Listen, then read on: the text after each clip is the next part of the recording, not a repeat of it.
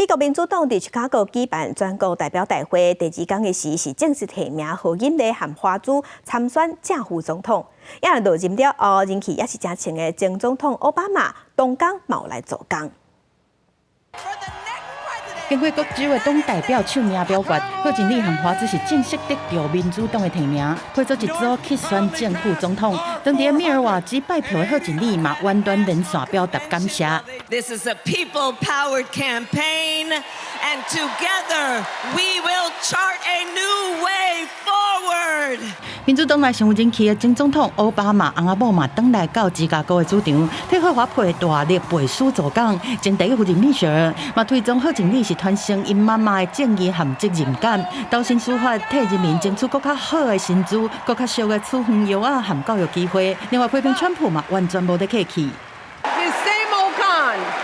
Doubling down on ugly, misogynistic, racist lies as a substitute for real ideas and solutions. His limited, narrow view of the world made him feel threatened by the existence of two hard-working, highly educated, successful people who happen to be black. Who's going to tell him that the job he's currently seeking might just be one of those black jobs?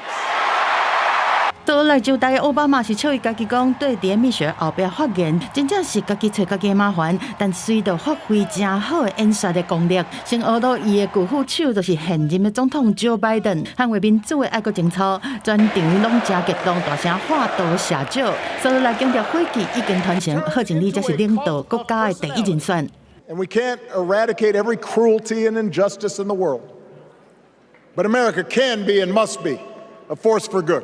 We do not need 4 more years of bluster and bumbling and chaos. We have seen that movie before, and we all know that the sequel is usually worse.